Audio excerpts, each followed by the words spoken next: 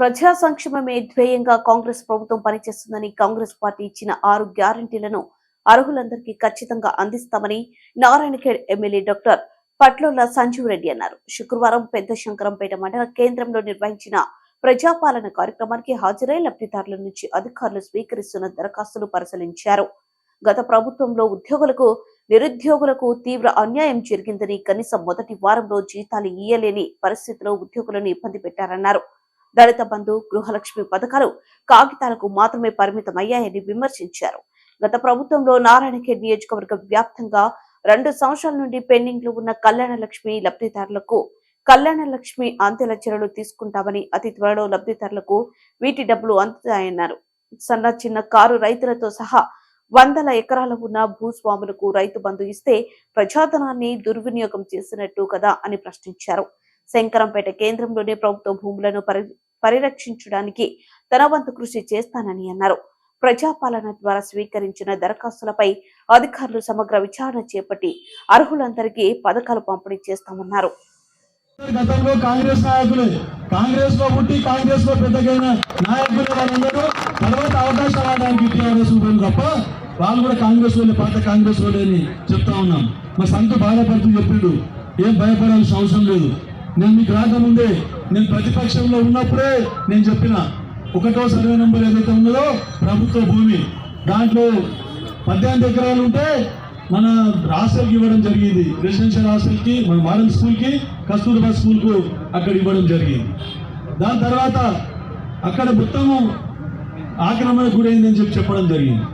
దాని మీద ఎన్నో దరఖాస్తులు మీ తహసీల్దార్ ద్వారా ఆర్డీఓకు, గతంలో కలెక్టరు, నేను ఇంకా ఎమ్మెల్యే కాలేదు, ఏం కాదు అప్పటికి, మేమందరం, మా నారాయణ గారు, మేమందరం మొత్తము రైట్ టు ఇన్ఫర్మేషన్ ప్రకారం మొత్తం తీసుకొని కలెక్టర్ గారికి ఫిర్యాదు చేయడం జరిగింది.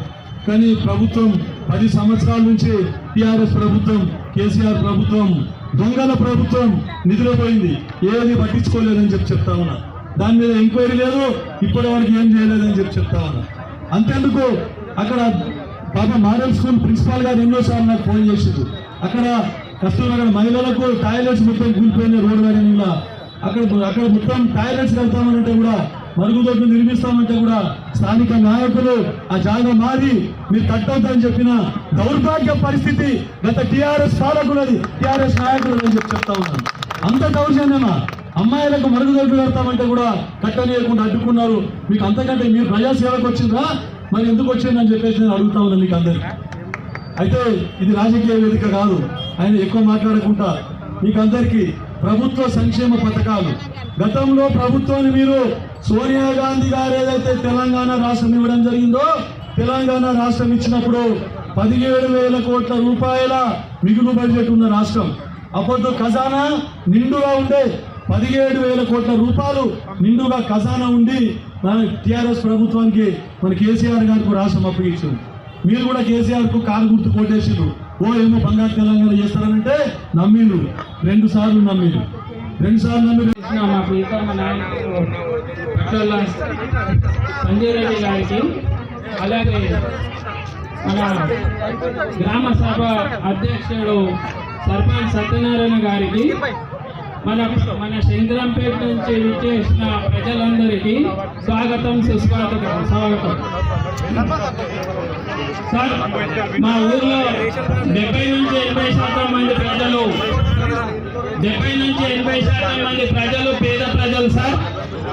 మనకు గత ఎలక్షన్లో కూడా మొత్తం నియోజకవర్గంలోనే హైయెస్ట్ మెజారిటీ 855 ఓట్లతో గెలిపించిన మా శంకరంపేట ప్రజలకు ధన్యవాదాలు తెలుపుకుంటున్నాను సార్. వాళ్ళ తరఫున మీకు 2 మాటలు విన్నవించుకోవాలని గతంలో ఎలక్షన్లో కూడా మీకు విన్నవించుకున్నాం సార్. ఒకటి, మా 70 నుంచి 80% మంది ప్రజలకు ఎవరికి సరైనటువంటి వసతి నివాసము లేదు కాబట్టి వాళ్ళకు కనీసం మనము గతంలో మనం చేసినటువంటి Priyanka colony, Indira colony Congress party చేసిన ఉన్నాయి కాబట్టి అదే మాదిరిగా మనము శంకరంపేట చుట్టుపక్కల దాదాపు 200 ఎకరాల వరకు వేస్ట్ ల్యాండ్ చాలా మట్టుకు ఎవరికి అసంఖ్యాన భూమి చాలా ఉంది. పక్కకే తహసీల్దార్ గారు ఉన్నారు, వాళ్ళకి మీరు ఆదేశాలు జారీ చేసి ఒక 2-3 కాలనీలు అయినా గతంలో చేసినట్టు మనం చేసుకోవాలని కోరుకుంటున్నాను. అదేవిధంగా ఇంకొకసారి మా ప్రజలు మాపై చూపించిన ప్రేమను రుణపడి ఉంటామని మీకు విన్నవించుకుంటున్నాము. 10 సంవత్సరాల బీఆర్ఎస్ పార్టీ పాలనను చూసినాం కదా. ఒక్క 5 సంవత్సరాలు టైం ఇచ్చి జర ఓపెట్టండి. ఇప్పుడే మీరు దరఖాస్తులు ఇచ్చారు, దరఖాస్తులు ఇవ్వగానే అన్ని అవుతాయని మీరు టీఆర్ఎస్ నాయకులు మీకు ప్రలోభ పెడతారు, కానీ మీరు ప్రలోభ పడొద్దు. మాకు అవకాశం ఇవ్వండి. గతంలో మేము చేసి చూపించినాం కాబట్టి గతంలో పట్లోల కృష్ణారెడ్డి గారి ఆధ్వర్యంలోనే మోడల్ స్కూల్ కానీ మోడల్ స్కూల్ గర్ల్స్